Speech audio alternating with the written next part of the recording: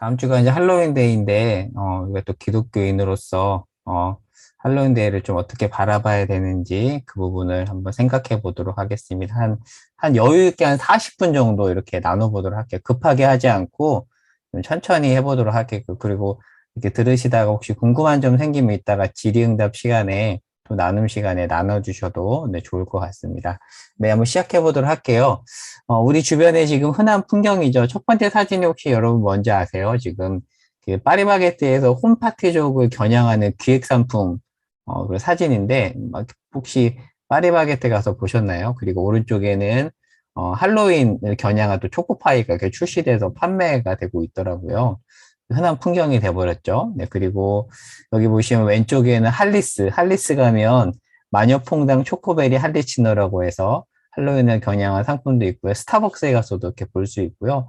그리고 쿠팡에 가면 별도로 이렇게 코너가 있어서 할로윈과 관련된 이런 또 상품들을 열심히 판매하고 있고 사람들이 사고 있고요. 그리고 지금 롯데월드 가면 이렇게 네, 할로윈 관련된 축제에 참여할 수 있다고 해요. 그러니까 지금 우리 아이들이 또 우리 모두가 이제 이 할로윈 문화 속에 또 이렇게 들어가 있는 거죠. 그리고 또 이런 얘기도 좀 많이 들었는데 어린이집이나 유치원에서 또 할로윈 행사를 많이 하더라고요. 그래서 오른쪽에 제가 아기 얼굴을 가렸는데 이 아이가 지금 울고 있는 모습이거든요. 그러니까 약간 무섭기도 하잖아요. 그래서 어린이집이나 이렇게 가면 또 아이들이 이렇게 참여하고 또 어떤 어린이집은 애들 이렇게 입고 오게 하라 하면 이제 부모님들이 또 교회 다니시는 분들은 대체 어떻게 해야 되나 뭐 그런 고민을 한다는 이야기도 많이 들어보았습니다.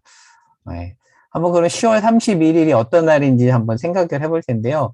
제가 왜 이 질문을 했을까요? 사실 10월 31일은 할로윈 데이이기도 하면서 또 기독교에 있어서 또 중요한 날이기도 하거든요. 뭐그 부분 또 이따가 이제 설명을 해볼 텐데, 먼저 할로윈 데이에 대해서 얘기를 해보면, 사실 지금 이제 할로윈 데이를 앞두고 대대적으로 마케팅을 하고 있죠. 사실은 마케팅 수단적인 측면도 상당히 많이 있는 것 같습니다. 그런데 사실 미국 교회나 미국 한인 교회는 할로윈을 어떻게 바라봐야 되는지에 대한 다양한 논의가 좀 오랫동안 있었는데, 아직 이제 한국 교회는 할로윈이 이렇게 한국에 뿌리내린 지가 그렇게 오래되지 않다 보니까 깊은 논의는 좀 별로 없는 편이고, 아니면 그냥 쉽게 즐기거나 아니면 깊이 생각하지 않거나 아니면 한쪽에서는 그냥 이렇게 배척하거나 이런 반응밖에 없는 것 같습니다. 그래서 이런 시점에 우리가 이런 할로윈 데이를 어떻게 바라봐야 되는지에 대한 정리가 굉장히 필요한 것 같습니다. 그래서 살펴봤고요. 여러분이 기억 혹시 뭔지 아세요?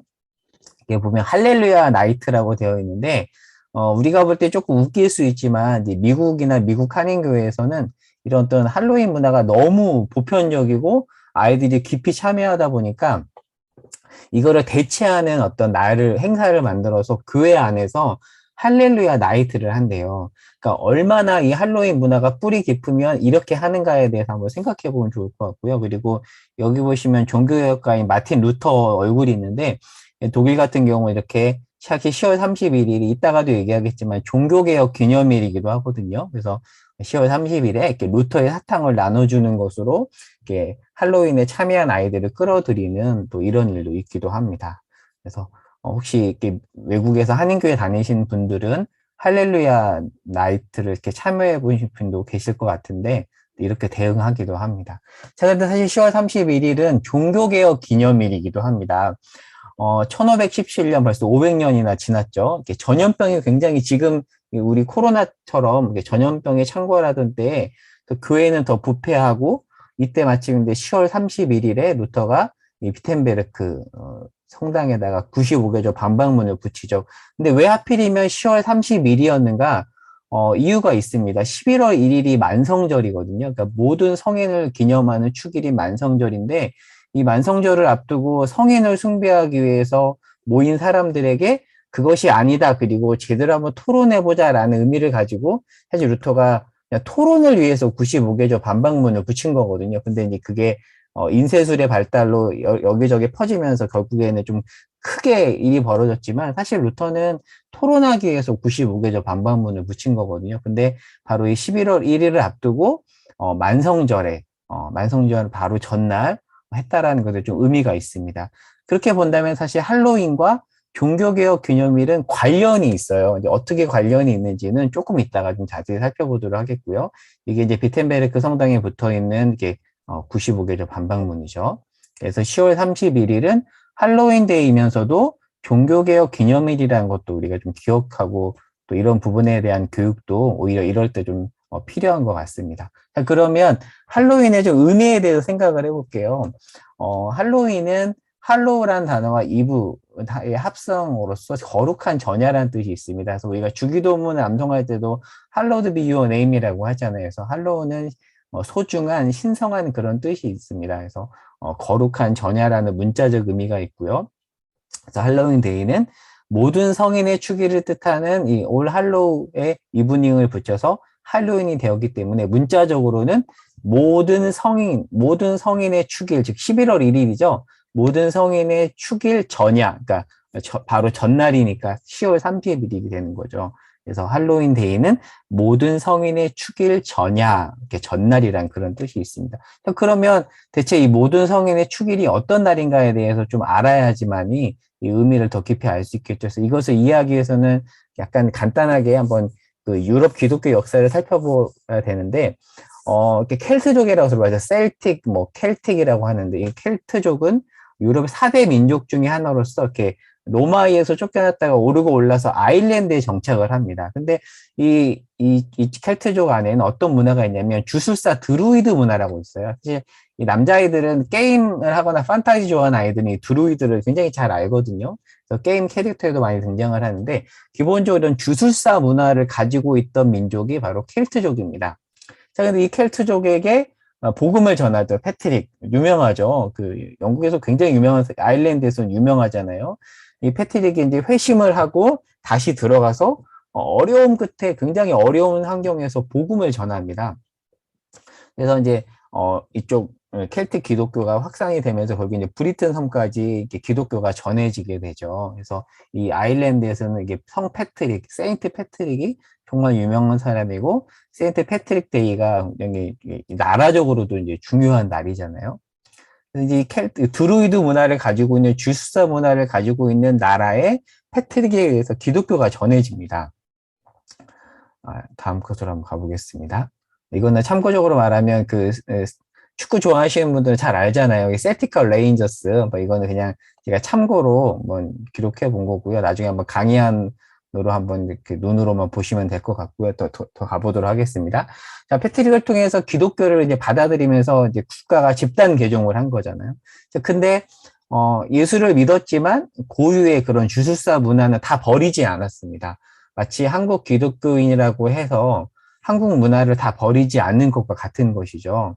근데 이런 켈트 문화는 이제 켈트 고유 문화와 기독교가 함께 영국으로 전해지고 또 영국의 청교도들이 그것을 이제 같이 버무려서 자연스럽게 버무려진 거죠. 미국으로 건너가면서 기독교와 함께 전 세계적으로 켈트 문화가 퍼지기 시작합니다. 근데 이 켈트족에게 있어서 10월 31일은 1년의 마지막 날입니다. 11월 1일이 첫날이 됩니다. 그래서 어떤 문화가 있었냐면 10월 31일에 추수감사를 드림과 동시에 이 악령과 죽은 자의 영혼이 영향을 주지 않도록 이렇게 가면을 쓰거나 불을 피우거나 먹을 것을 주는 어떤 이런 관습이 있었다고 해요. 그래서 할로윈에서 나오는 제고랜턴도 이제 여기서 유래했다고 하는데 이 제고랜턴의 유래에 대해서는 나중에 한번 강의안으로 한번 읽어보시기 바랍니다. 그래서 귀신을 쫓아내는 이제 그런 문화고요. 그래서 이렇게 만들잖아요. 그래서 원래는 순무였대요. 순무였는데 나중에 사람들이 순무 대신에 호박으로 바꾸었다라고 합니다. 근데 사실 기독교가 어느 나라에 들어가면 기존 문화와 이렇게 충돌이 생기잖아요. 새로운 지역에 들어가면 충돌이 생기는데 이 충돌을 막기 위해서 중세 기독교가 사용한 방식이 토착화 방식입니다. 물론 지나친 토착화는 문제이지만 적절한 토착화는 또 수용할 수 있는 면이 있죠. 그래서 사실 우리가 지금 드리는 추도 예배 문화도 사실 성경에는 없지만 일종의 절충안이죠. 우리가 제사는 못 드리게 하지만 추도 예배에는 허락하잖아요. 이것도 일종의 토착화라고 볼 수가 있습니다. 자, 근데 이 서양 기독교가 서양 기독교의 대표적인 토착화 방식이 바로 성인 수호입니다. 성인 수호라는 이름으로 이방신에게 편입이 된 건데 이 당시 이방 종교에서는 모자 숭배 사상이 굉장히 보편적이었대요. 한번 그림을 보여드리면 이게 모자를 숭배하는 문화 동상 같은 건데요. 굉장히 보편적이었다고 해요. 그래서 이게 이 사람들이 모자 숭배 사상을 믿다가 기독교로 개종했지만 너무 보편적이다 보니까 예수를 믿고 나서도 이 모자 숭배 사상을 버리기가 어려웠대요. 근데 이것은 이제 기독교가 토착하면서 수용을 해버립니다. 그래서 413년 에베소 공의회에서 이 마리아를 하나님의 어머니로 채택을 하고 이제 마리아 공경 사상이 본격적으로 이제 카톨릭 교리 안에 물론 이 당시에는 아직 구교와 신교가 나뉘어지기 전이었으니까 기독교에 들어온 거죠. 물론 이건 참고적으로 말씀드리면 나중에 이제 카톨릭 안에서도 자체 종교개혁을 거치면서 하나님에 대해서는 흠숭이라는 단어를 쓰고요. 마리아에 대해서는 공경한다고 하면서 약간 구분을 합니다. 그러니까 이 사람들은 지금 마리아를 숭배하는 건 아니죠. 지금의 카톨릭은. 그래서 하나님과 마리아에 대해서 이렇게 구분을 하긴 하지만 어찌됐든 이 당시에 이런 마리아 공경 숭배 사상이 이렇게 들어온 거죠. 그러다 보니까 이게 이제 자연스럽게 성인 수호와 맞물리면서 카톨릭에서는 지금 이렇게 성인을 숭배하고 공경하는 문화가 있죠. 물론 지금은 이제 숭배가 아니라 공경이지만 대표적인 이제 이 성인들이 테레사 신부나 뭐 이태석 신부님, 뭐 패트릭 이런 사람도 대표적인 이제 성인 중에 한 명이죠. 자, 근데 좀 더 내용을 살펴볼게요. 이 당시에는 문맹률이 굉장히 높았고 인쇄술이 보급되기 전에 이렇게 성경 한 권을 사기 위해서는 굉장히 많은 돈이 들었다고 해요. 그래서 어떤 기록이 있냐면 이렇게 300페이지 책 한 권을 만들기 위해서 양 100마리 정도가 필요한데 그러니까 책을 쓰기 위해서는 이렇게 양을 죽여서 가죽을 말리고 이 안에다가 이렇게 글씨를 써야 되잖아요. 근데 여기다가 뭐 글씨를 얼마나 기록할 수 있겠어요. 그러니까 책 한 권을 쓰기 위해서는 무려 양을 100마리나 죽여야 되는, 그러니까 돈이 얼마나 많이 들었겠습니까? 그러니까 책 한 권 값이 양 100마리 값. 그러니까 이 당시 부자가 아니고선 성경을 소유할 수가 없었대요. 그래서 어떤 기록이 있냐면 이 1074년 독일의 바이에른에서는 예배서 한 권하고 이렇게 포도밭 전체를 교환한 사제가 있었다는 그런 기록이 있었습니다. 그러니까 평민들이 성경을 가질 수가 없었겠죠. 우리는 지금 너무 쉽게 성경을 갖고 있고 인터넷에서도 성경을 보면서 하나님의 말씀을 우리 눈으로 보지만 이 당시 사람들은 그럴 수가 없었다라는 거죠. 그리고 또 글씨를 읽을 수 있는 사람도 굉장히 적었기 때문에 그냥 사제가 뭐 파수로 매주를 쓴다고 하면은 믿을 수밖에 없는, 그러니까 이 일반 평민들의 신앙생활이 어디로 가냐면 성경을 읽는 쪽으로 가는 것이 아니라 이렇게 미신적인 성물을 숭배한다든지 성인을 숭배하는 쪽으로 신앙의 무게중심이 가 있었다라고 해요. 그러다 보니까 이 성인 숭배 문화가 더 보편적이 될 수밖에 없었던 이유가 바로 여기 있습니다. 근데 이런 것들이 이제 하나 이제 토착화가 되면서 또 이런 당시 어떤 문화와 맞물려서 시대의 상황과 맞물려서 성인 숭배 사상이 보편적이 된 거죠. 그리고 이제 토착화가 강화가 되고 사실 성탄절 같은 것도 하나의 토착화, 절충안으로 이렇게 볼 수가 있습니다. 원래는 12월 25일이 로마의 태양신 탕생일이었는데 로마 황제가 이날을 기독교화해서 성탄절을 만든 거잖아요. 그래서 어떤 굉장히 보수적인 크리스찬들은 12월 25일을 지키지 않는 경우도 있습니다, 정말로. 그리고, 아시겠지만, 러시아 종교회나 그리스 종교회, 이 동방 종교회는 성탄절이 12월 25일이 아니라 1월 6일입니다. 사실 엄밀히 말하면 12월 25일은 예수님이 이렇게 태어나신 날은 아닌데, 그냥 교회가 토착하고 절충안을 만들면서 하나의 날을 그냥 기념하기 위해서 정한 것이죠. 그러니까 이런 식으로 기독교가 어떤 나라에 들어가면 이렇게 토착하는 일들이 많이 벌어집니다. 이 대표적인 토착화의 예가 이제 성인 기념일인 거죠. 카톨릭에는 세례명이 있잖아요. 그래서 세례명으로 보통 예수님의 제자들이나 성인들의 이름으로 이렇게 세례명을 짓는데 그러다 보니까 이 카톨릭 사람들에게 있어서 성인의 기념일은 굉장히 중요한 날입니다. 그런데 모든 성인에게 다 기념일이 있지 않기 때문에 기념일이 없는 성인들을 이렇게 한데 모아서 모든 성인의 축일 만성절을 만들었다라고 합니다. 물론 이 성인에는 토속 신앙적인 측면이 있기 때문에 이렇게 예수 믿기 전에 또 성인 숭배 사상에는 예를 들어서 어떤 성인은 결혼을 책임지는 성인, 또 어떤 성인은 장수를 책임지는 성인, 그래서 그 성인들을 숭배하고 또 이런 문화가 어떤 기독교 성인과 이렇게 맞물리면서 합쳐졌다라는 거죠. 그래서 이러한 성인들의 생일을 모아서 만성절에 축하를 했는데 켈트적 신화에 따르면 이렇게 떠나간 성인들의 영혼이 전날 돌아온다는 그런 내용이 있습니다. 다 짬뽕이 된 거죠. 이런 내용이 만성절에 들어가 있습니다. 그런데 그날 성인뿐만 아니라 귀신들도 같이 온대요. 그러니까 이제 귀신들은 몰아내야 되죠. 그래서 그런 문화가 바로 이제 할로윈데이로 이렇게 연결이 된 겁니다.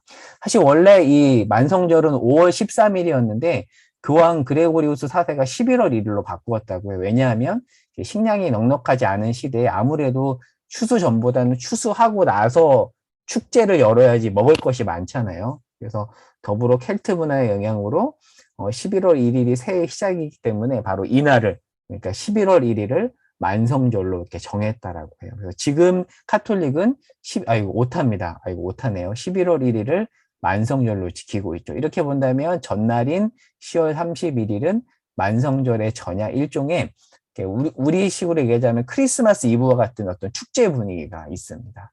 지금 카톨릭에서 이렇게 모든 성인 대축기를 이렇게 포스터를 만들어서 이렇게 축하하는 그런 이렇게 포스터를 우리가 볼 수가 있습니다. 자, 그러면 지금 현대의 할로윈데이의 기원에 대해서 한번 이야기를 해볼게요.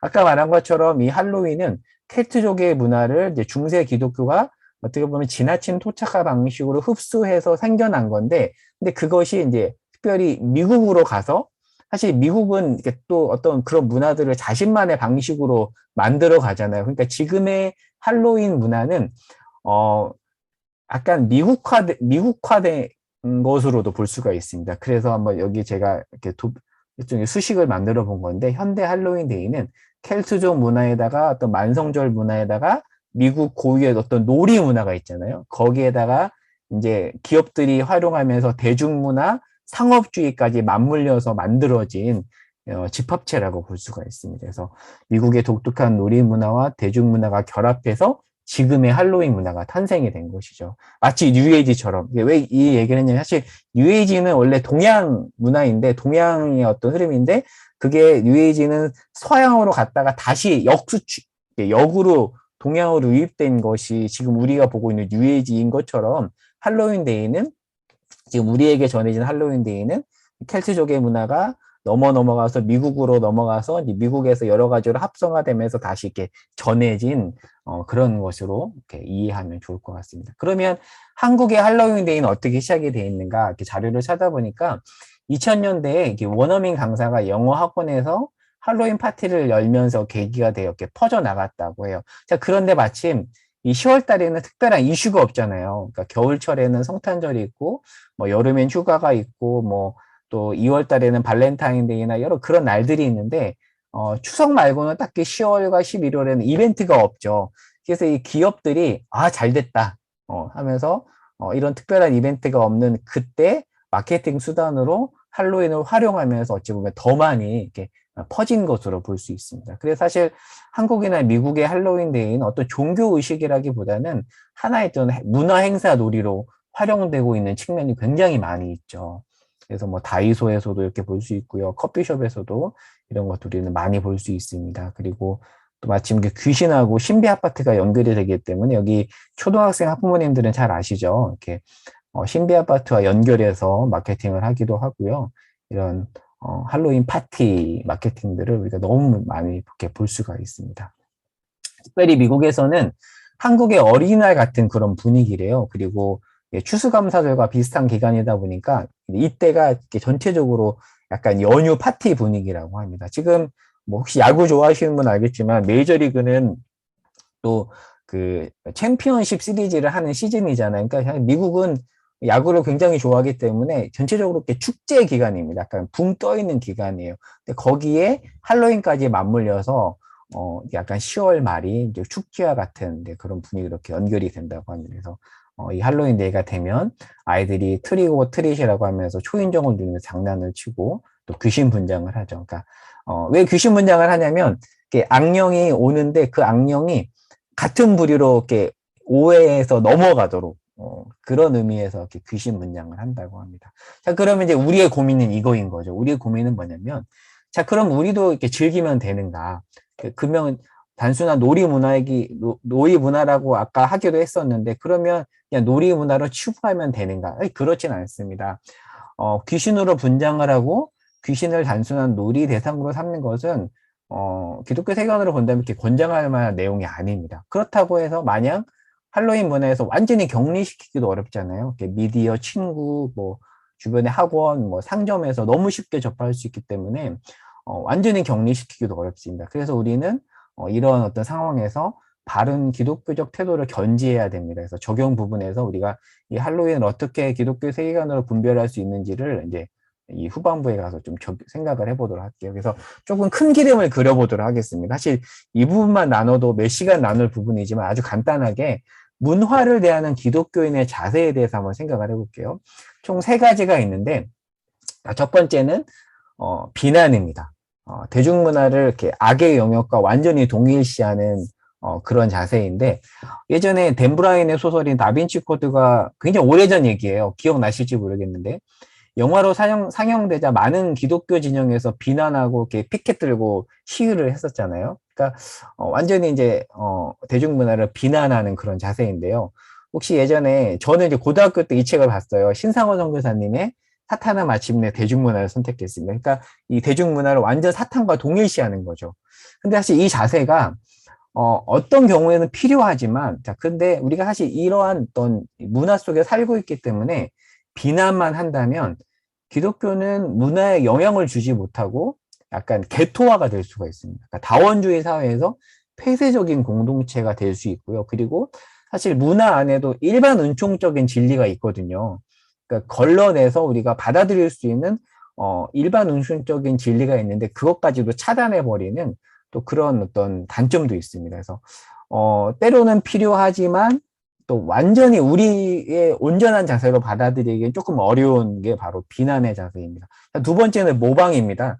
대중문화를 수단으로 이용하는 건데요. 많이 보셨죠? 보통 교회에서 뭐 슬기로운 큐티 생활, 뭐 슬기로운 신앙 생활처럼 어떤 인기 있는 대중문화를 이용해서 신앙 콘텐츠를 만드는 일입니다. 그리고 예전에 신과 함께라는 영화가 한참 유행할 때 뭐 주와 함께 뭐 이런 식으로 수련의 컨셉을 이렇게 만들었던 일도 참 많이 있는데요. 물론 이 방식은 좋은 의도가 있고 접근 면에서 유용한 면이 있습니다. 자, 근데 이건 이제 저의 생각이에요. 그러니까 안타깝게도 이런 어떤 모방은 기독교적 상상력을 저해하고 빈곤하게 만듭니다. 왜냐하면 우리가 대중문화에 영향을 오히려 줘야 되잖아요. 근데 이것은 물론 여기서 쓴 것처럼 장점이 있어요. 왜냐하면 아이들이 너무 어떤 슬기로운 의사생활이나 뭐 신과 함께 이런 것들을 좋아하니까 그런 거를 좋아하는 아이들을 끌어들일 수 있는 그런 장점이 있지만 그러나 결국엔 우리가 세상을 변화시켜야 되는데 세상에 어떤 선한 영향력을 줘야 되는데 그런 면에 있어서는 좀 아쉽다라는 거죠. 그래서 기독교적 상상력을 저해하고 빈곤하게 만든다라는 그런 좀 아쉬움이 있습니다. 그래서 이런 것도 저 봤어요. 진격의 수련회 마치 그 진격의 거인 일본 애니메이션을 모방해서 이런 식으로 어떤 이름을 짜는 그러니까 진격의 거인을 좋아하는 아이들은 우리 수련회 이름이 이거래 가자 뭐 이렇게 할 수 있겠지만 기독교적 상상력을 저해하고 빈곤하게 만듭니다. 자, 세 번째는 소비입니다. 소비. 말 그대로 소비하는 건데 이것은 기독교적 비판적 평가 없이 단순하게 그냥 즐기는 겁니다. 미국의 바나그룹 리서치라고 있어요. 바나그룹. 이제 리서치를 정말 잘하는 그런 단체인데 매년 어떤 리서치한 결과들을 내요. 그래서 유용한 내용들이 정말 많이 있습니다. 그래서 바나그룹 리서치에서 어떤 내용을 냈었냐면 거듭난 성인들이 매주 성경을 읽고 기도하고 예배드리는 일과 같은 영적 추구에 드리는 시간보다 평균 7배나 많은 시간을 TV와 미디어를 보는 데 할애하고 있다. 그들은 교회에 내는 헌금보다 대략 2배나 많은 돈을 오락을 위해 쓴다. 그리고 기도 가운데 하나님과 대화하기보다는 인터넷 서핑을 즐기는데 더 많은 시간을 보낸다.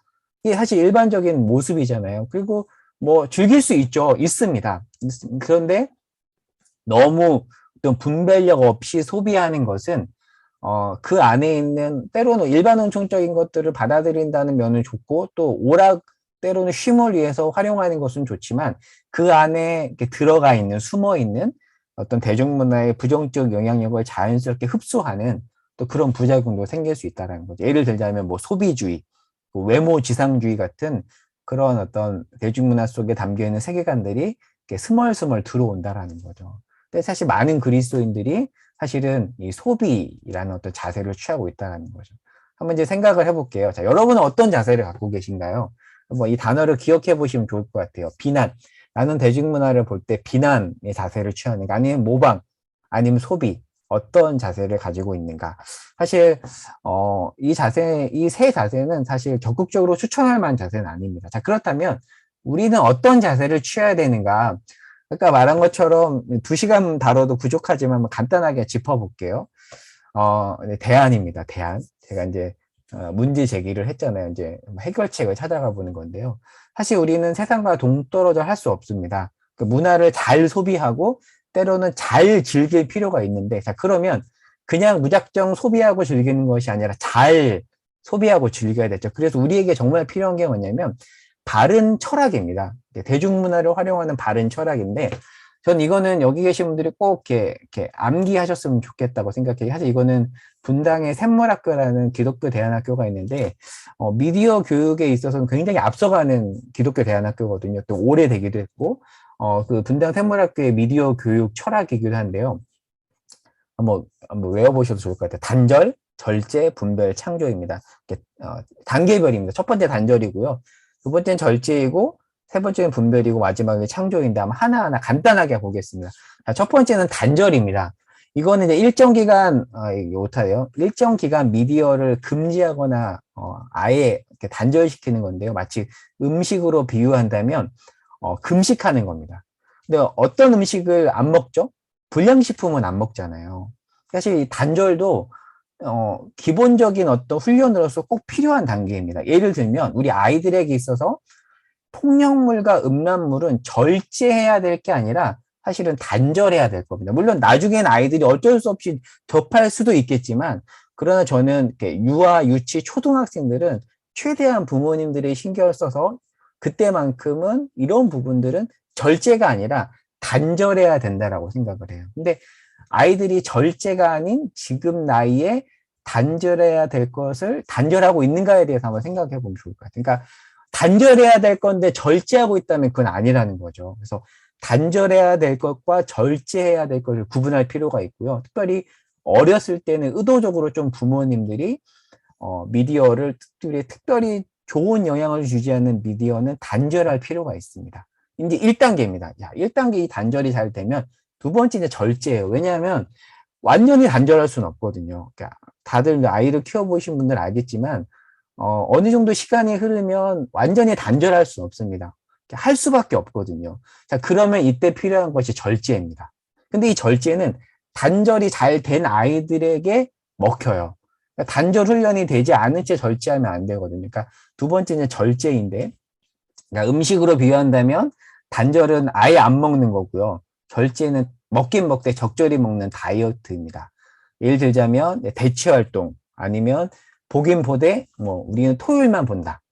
아니면 이제 저희 집 같은 경우는 TV가 마루에 없거든요. 일부러 환경을 그렇게 만들어서 가급적이면 저희는 이제 이건 개인적인 또 철학이기도 하지만, 어렸을 때는 가급적이면 미디어를 많이 노출시키지 않았거든요. 그래서 특별히 엄마 아빠가 있는 방에 미디어를 둬서 엄마 아빠가 좀 이렇게 볼 수 있도록, 이렇게 같이 볼 수 있도록. 그리고 토요일은 영화 봐도 돼. 근데 다른 날은 가급적 보면 안 돼. 이렇게 좀 하거든요. 그래서 초등학교 한 3, 4학년 정도 되면은 단절로만 대응하지 못할 때가 오죠. 근데 그때는 절제 단계로 가야 됩니다. 다시 한번 강조하지만 가급적 영유아시기에는 단절의 연습이 필요합니다. 물론 부모가 힘들어요. 왜냐면 밥 먹을 때 아이들 보여줘야지만 편하니까. 근데 그때만큼은 좀 단절의 연습이 필요하다고 생각하고, 근데 이제 그 시기를 잘 넘으면 오히려 나중에 수월해질 수 있죠. 그래서 첫 번째 단절이고 두 번째 절제입니다. 자, 근데 세 번째가 분별입니다. 분별인데, 사실 중고등부 시기만 돼도요, 절제 방식으로 아이들을 교육하기가 쉽지 않아요. 그래서 이때부터는 본격적으로 분별 교육으로 들어가야 됩니다. 아이들이 보잖아요. 넷플릭스도 봅니다. 부모가 아무리 막아도 학교에서 친구들 태블릿으로 봐요. 스마트폰으로 봅니다. 자, 그러면 아이들이 볼 수밖에 없는데, 그러면 이제 그 아이들에게 어떻게 봐야 되는지 일종의 필터링 교육을 하는 거죠. 예를 들자면 일본 애니메이션들, 그런 것들을 무작정 못 보게 하는 것이 아니라 어떻게 바라봐야 되는지, 그 안에 있는 우리가 걸러내야 될 것들을 어떻게 걸러내야 되는지에 대한 그런 교육이 필요하다라는 거죠. 그래서 다양한 영화나 웹툰을 아이들이 그냥 재미로만 읽게 하는 것이 아니라 함께 읽고 어떤 기독교 세계관이라는 안경을 가지고 분별력 있게 바라보는 훈련들이 이때 필요합니다. 그래서 지금 이 순서 잘 기억하시죠? 단절, 그다음에 절제, 그다음에 분별, 그다음에 이제 마지막 창조입니다. 자, 창조는 말 그대로 미디어를 활용하는 거예요. 근데 이 창조는 단절과 절제, 분별 훈련이 잘 된 사람만이 할 수 있는 거라고 저는 생각합니다. 특별히 이제 Z세대, MZ세대, 알파세대는 미디어하고 떨어져 할 수 없잖아요. 그래서 이제 우리 아이들에게 궁극적으로는 이 미디어를 좋은 도구로 활용할 수 있는 이 창조의 단계까지도 가야 된다라는 거죠. 마지막 단계입니다. 여담을 하나 말씀드리면 혹시 이 책 보신 분 계실지 모르겠습니다. 포노 사피엔스. 저는 이 최재분 교수님의 포노 사피엔스를 봤는데요. 근데 이거는 개인적인 판단인데 너무 단절, 절제, 분별 없이 너무 이 창조 쪽만 긍정적으로 강조했다라는 아쉬움이 전 있더라고요. 그러니까 어차피 아이들이 폰을 보고 또 그렇게 아이들이 봐야지만이 뭐 구글이나 아니면 이제 그런 어떤 애플 같은 회사에도 들어갈 수 있고 뭐 그렇다 뭐 그런 이야기를 하시는데 사실 저는 단절 절제 분별 없이 이쪽만 너무 강조했다라는 좀 아쉬움이 있었어요. 그래서 한번 그런 생각을 가지고 이 책을 또 한번 보시는 것도 좋을 것 같습니다. 근데 다시 한번 강조하지만 앞단계 없이 창조만 강조하면 역효과가 날 수 있다. 뭐 어차피 우리 애들 앞으로는 뭐 구글이나 이런 데 쪽으로 갈 텐데 그냥 핸드폰 지워주면 되지. 저는 좀 그렇게 생각하지 않는 면이 있거든요. 네. 그럼 이제 또 정리해 보겠습니다. 자, 비난, 모방, 소비보다는 분별력을 가지고 바라볼 수 있도록 도와야 되는데, 그래서 사실 우리가 할로윈 데이도 사실 분별력을 가지고 바라봐야 되겠죠. 분별력. 그래서 특별히 어떻게 우리가 이 기독교 세계관으로 할로윈을 바라봐야 될지, 특별히 저는 이 할로윈에서 언급하는 귀신에 대한 좀 성경적 관점을 아이들에게 심어줄 필요가 있다고 생각해요. 그래서 이거는 간단하게 제가 한번 정리해 본 건데요. 특별히 요즘 아이들이 신비 아파트 많이 보잖아요. 그래서 할로윈에도 빠져 있고 신비 아파트도 보고 있기 때문에 아이들에게 성경에서 말하는 귀신은 어떤 존재인지에 대해서 좀 시간을 가지고 정리해 주면 너무 좋을 것 같아서 진짜 간단하게 한번 정리해 볼게요. 성경에서 말하는 귀신은 어떤 존재인가? 사실 귀신과 사탄은 다르죠. 제가 그냥 쑥쑥 넘어갈게요. 그러니까 한번 이렇게 못 다른 부분들 한번 강의안을 보시면 좋을 것 같고요. 성경은 귀신에 대해서 뭐라고 얘기하냐면 사실 사탄과 귀신은 다른데 사실 사탄은 천사가 타락한 거잖아요. 그렇죠? 타락한 천사입니다. 자, 근데 이 루이스 멀거프의 조직신화 책에 보면 이렇게 설명을 해요. 사탄은 타락 전에 꽤 높은 천사로서 자기 밑에 일정한 수의 하급 천사를 거느리고 있었는데 그가 지위를 지키지 않고 교만한 마음으로 하나님을 대적한 것이 타락의 핵심이었다는데 그는 타락 시에 자기 수하에 있는 졸개들을 대동했다. 그러니까 성경에 보면 이런 표현들이 있거든요. 마귀와 그 사자들. 그러니까 마귀는 유일한 존재죠. 더입니다. 더 데블입니다. 그러니까 타락 천사는 하나인데 그 타락 천사가 여러 졸개들을 데리고 타락한 거죠. 그러니까 성경에서 말하는 귀신은 이 졸개들입니다. 정리가 좀 되셨죠? 그러니까 성경이 말하는 귀신은 흔히 우리 한국 사람이 이해하듯 죽은 사람의 혼이 아니라 타락한 사탄의 졸개예요. 근데 이제 귀신파 이단은 이 귀신을 불신자의 사후 영이라고 보거든요.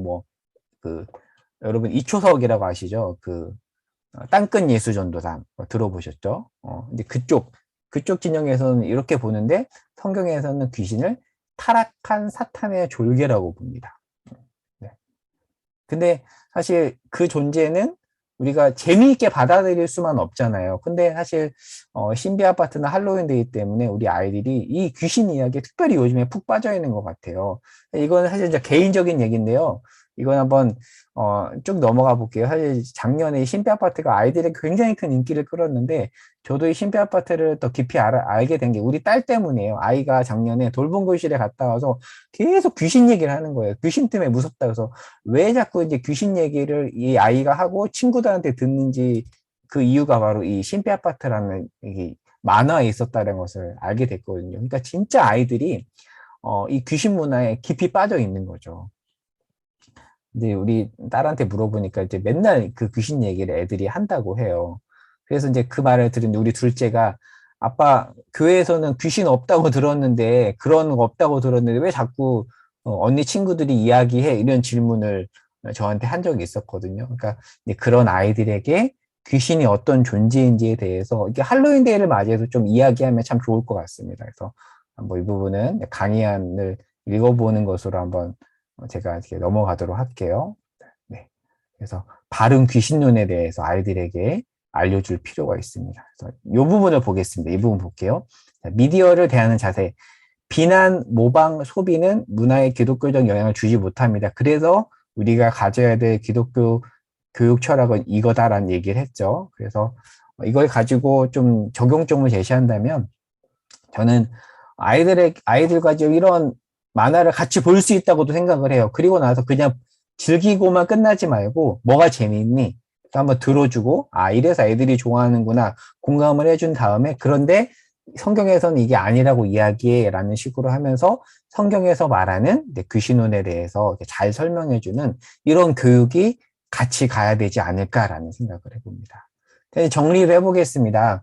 자, 이제 정리 쪽으로 가고 있는데요. 아까 초반에 얘기했던 것처럼 할로윈 데이는 10월 31일인데 10월 31일은 할로윈 데이이면서 동시에 종교개혁 기념일이기도 합니다. 그러니까 루터가 95개도 반박문을 붙인 날이라고 했잖아요. 근데 왜 그때 붙였냐면 사실 이 미텐베르크 성당에는 1900개 성인의 뼈 조각이 있었대요. 성인들, 죽은 성인들의 뼈 조각. 그래서 그 뼈 조각에다가 이렇게 절을 하고 죄를 고백하면, 또 이렇게 면벌부를 발행하기도 하고, 그러다 보니까 사람들이 막 모인 거죠. 그리고 그것들을 사제들이 조장하다 보니까 루터가 그게 아니다. 한번 토론해보자라고 하면서 10월 30일에 붙인 겁니다. 그러니까 이 만성절과 종교개혁 기념일이 정말 깊이 연결되어 있는 거죠. 사실 이 카톨릭에서는 이런 문화가 여전히 있는데요. 그래서 비텐베르크 성당 사진인데 이것은 이제 이탈리아에 있는 라테라노 대성당인데요. 예수님이 빌라도에게 신문받은 계단을 이렇게 예루살렘에 가져온 게 이거래요. 진짜인지 모르겠는데 그래서 여기가 사실 순례지가 돼서 사람들이 찾아가고요. 독일의 쾰렌 성당에는 동방박사 유골함이 있대요. 근데 진짜인지는 모르겠는데 동방박사 유골함이라고 하면서 사람들이 여기 찾아가서 여기다가 절하는 문화가 있고 그리고 스페인의 산티아고 순례길도 이제 그런 거죠. 여기서 말하는 산티아고는 야고보 사도 그 헤롯 땅에서 죽은 헤롯에 의해서 죽은 그 야고보 사도 그 야고보 사도의 무덤이 있는 곳 그래서 거기가 일종의 순례길이 됐잖아요. 그래서 이런 문화가 여전히 남아 있습니다. 물론 아까 초반에 말한 것처럼 카톨릭은 자체 종교개혁 과정을 거쳐서 성인은 숭배할 대상이 아니라 공경의 대상이라고 용어를 바꿔서 그래서 하나님에 대해서는 흠숭이라는 단어를 쓰고요. 마리아나 성인에 대해서는 공경이라는 단어를 지금은 그렇게 씁니다. 그러니까 지금 카톨릭 사람들을 향해서 너희 마리아 숭배하지라고 이제 말하는 것은 우리가 좀 카톨릭을 모르고 하는 소리라고 할 수가 있습니다. 그래서 카톨릭 교리서에 보면 이렇게 하나님에 대해서는 흠숭, 인간에 대해서는 공경 이렇게 단어를 정리하긴 했지만 그러나 그 전에 종교개혁 카톨릭 자체의 종교개혁 전에는 성인을 이렇게 숭배하는 문화가 있었습니다. 근데 그것이 만성절 그리고 할로윈데이와 연결이 있다라는 거죠. 그런데 이제 이 루터의 종교개혁을 통해서 변화가 일어났죠. 그래서 독일 교회에서는 10월 31일에 루터의 사탕을 나누는 문화가 있다라고 합니다. 그래서 저는 이렇게 본다면 할로윈데이 때 오히려 이 주간에 아이들에게 종교개혁의 의미를 부각시키는 어떤 특별 교육을 한다면 오히려 더 좋을 수 있다라고 생각을 해요. 그러니까 할로윈데이에 푹 빠져 있고 그 문화 속에 살고 있는 우리 아이에게 이게 어떤 의미이며 또 이날은 종교개혁과 상관이 있는데 종교개혁은 이런 의미가 있다라는 것을 교육할 수 있는 좋은 또 기회의 장이라고 생각을 합니다. 루터의 사탕입니다. 10월 31일은 종교개혁 기념일이죠. 네, 이제 정리해 보겠습니다.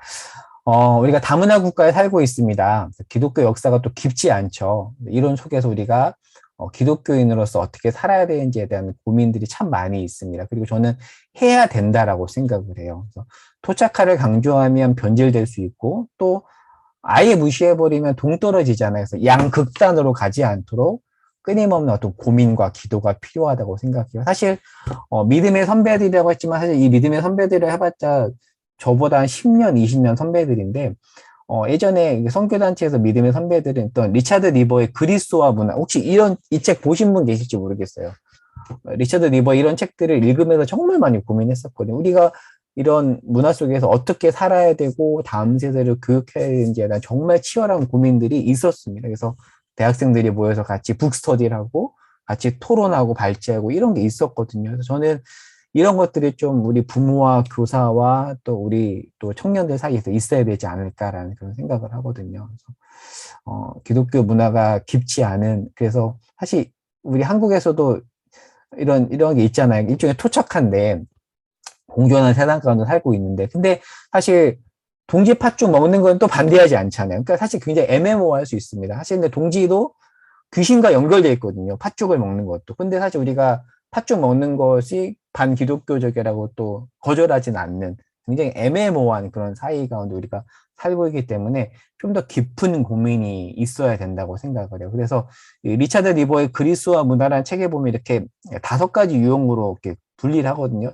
되게 어려워요. 근데 이렇게 좀 정리해서 우리가 어떻게 해야 되는지, 어떤 입장을 취해야 되는지, 각 입장에 어떤 장단점이 있는지에 대해서 공부하는 일들은 너무나도 저는 중요하다라고 생각을 합니다. 네.